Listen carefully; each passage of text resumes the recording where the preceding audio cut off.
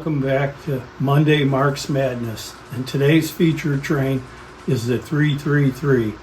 It's one of Marx's heavyweights with a Diecast Tender, New York Central passenger cars, and along with this is some of its cousins made from the same mold and produced by K-Line. I hope you enjoy today's video. Thank you for watching.